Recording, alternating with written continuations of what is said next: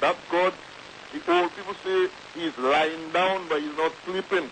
There comes a time that if he missed you, you'll get your children, your grandchildren down the road, will pay, and that goes for all of us, and so you have a good day. Thank you. Thank you very much. Interesting. I like that. And understanding that, and I need to clarify a couple things because I get in some text messages. I'm clarified right now. But I'm going to this call. I got Hugh with me, and I want to bring Hugh in this conversation. Good morning, Carla, and how are you doing? Pleasant good morning. The Crucian educator. Yes, I am blessed. How are you? I think I'm blessed doubly. And I'm praying for you. Yeah, and I pray for me too. A bountiful God. Yeah. He's a kind, loving, forgiving God. And that's how I live my life. Right. I think I'm very kind, fair, just, and loving. And I want to say that, and I want to say that by having this show, I'm able to interact with people in that type of way. And I commend you for how you run your show. I think you do it in a respectful manner. Absolutely, and you know, it is how I am running the institution of the legislature too. Fair, just, and I try to be as what I say, good-natured and happy. I don't think I should be up there pouting and getting vexed with people. I mean, you don't. No. I think life is too short. Yeah, okay. You know what I mean. And let's listen to you then, because you have one thing about you. You don't be short on opinion. You got you think. Exactly, and I heard you saying that you believe in honoring a contract. Yeah.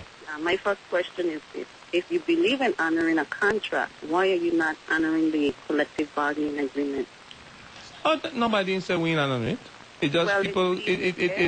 The collective bargaining agreement. I don't think there's anybody who is dishonoring it. Well, I think what people are saying, we have to adjust to the fact that they ain't got no money to pay what the contract says. I don't dispute that. Right, so that you're not dishonoring the contract. All we're saying is that for a period of time there's no money to pay everybody who is under contract, and we ask all of the people under contract to take a little cut so that everybody could remain under contract. If we do it the next way, a bunch of people under contract can get dismissed. Well, you asked me, and I told you point blank on the radio I wasn't in favor of that. Yeah, but our view is this. When we met, and this I've been saying this, okay? When we had maybe 25 people in the room, and when it was asked if they agree with the concept about cutting, nobody disagreed. And so what everybody saw was the village has to protect the contract. Okay, you like that one? Union leaders from AFC, correct?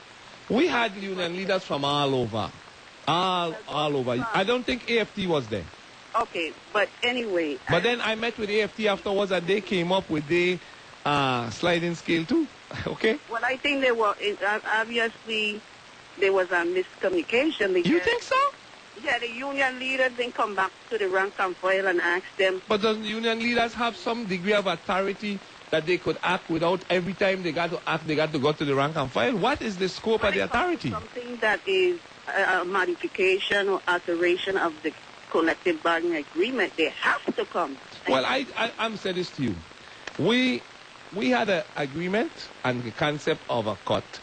And what it is, the village have to protect the contract, if you want to say it that way. And the village was everybody meeting to say, let's say we have, and this is just an example, we have 10,000 people on contract, right? Mm-hmm. We wanted to keep everybody on contract so everybody could have some money to live. Right. And the option was keep 10,000 on contract or dismiss 2,000 and have only 8. And all the union leaders agree that keeping the 10 on contract was better. Not all the union leaders. All the unions were there.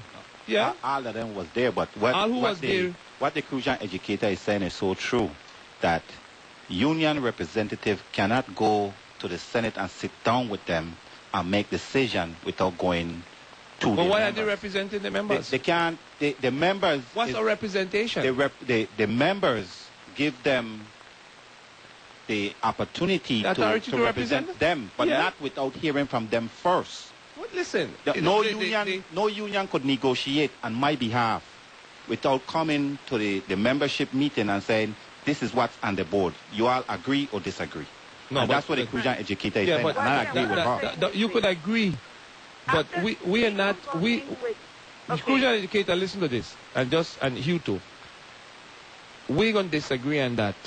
Okay. We proceeded with the fact that we had representatives of the union that had authority, and with that authority, they came to a meeting and they didn't object to the concept, and we proceeded. Whether they changed their mind later because they didn't follow some procedure, or whether they changed their mind because the union membership tell them they didn't agree, that's different. We ain't had all of that. We had a time-sensitive issue. The governor ready to dismiss people June 30th, and we had to act. And we acted in good faith. What happened after that is left up to decisions that the court will make, okay? Okay, I appreciate what you're saying. Thank you. I know you would. If they did that, then they are not honoring the oral agreement they made with you. And that's another issue. Because we have in place a valid written contract. Mm-hmm. And for that contract to be effective, the members had to ratify the contract. Mm-hmm. The union leaders could go and negotiate Right. without consulting with us. They can. They have that privilege. Okay. However, that contract is not going to become in effect unless the majority of members ratifies it. Okay. You know? Well, we in court, and it's the court will decide. Okay, well, I want to move on because Yeah, you let's also move on. made some other statements in regard to another radio station which shall remain nameless. Yeah. I agree with most of the things that you said. I think the hosts of that radio station are not being responsible. They promoting falsehood and propaganda, making a lot of inaccurate statements, and bashing public officials. Their targets usually are the senators, but only one host is sparing you, even though she calls herself the equal opportunity basher. Who's that? Because she doesn't bash you, but she bashes other senators. In particular, she's Equal opportunity basher. yeah. I've never heard that one before. Is Senator Chucky Hansen, and you don't get positive results when you live like that. If you live like your life in that negative way, what do you expect? You're going to have a negative outcome, because anybody that goes on that station to address the allegations, they're met with insults, profanity, they're promoting riots.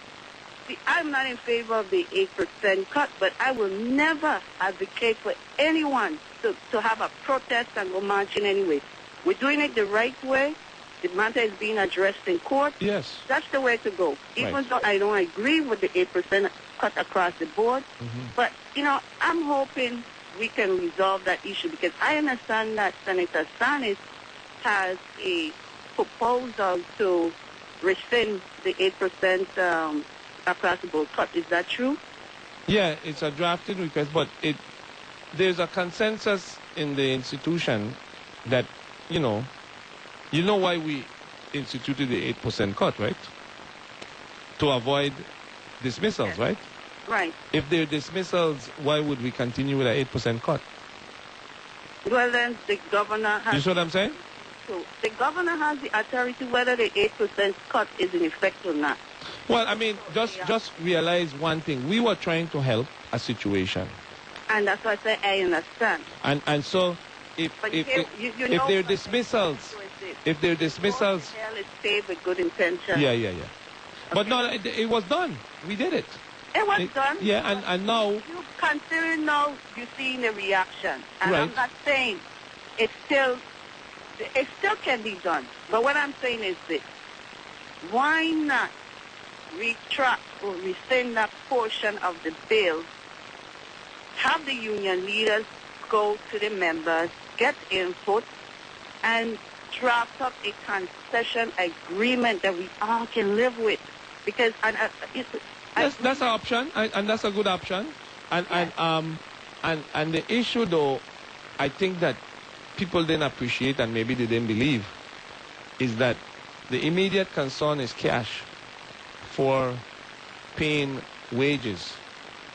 And if you don't have that cash, you run into a situation where people won't be paid. And the government can't borrow anymore, right? No, can't borrow like that. So you're a situation where you need the cash. And how we solved the cash issue was by saying you don't have to pay out so much. How much is the government owed in property taxes? I don't have that figure before me, but I want to just say that it's very, very much.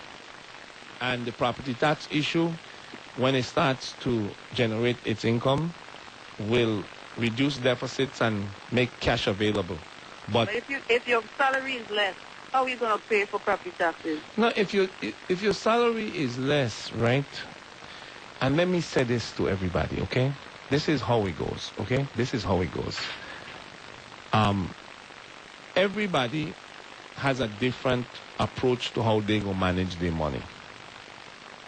A cut relies on the person who is getting the cut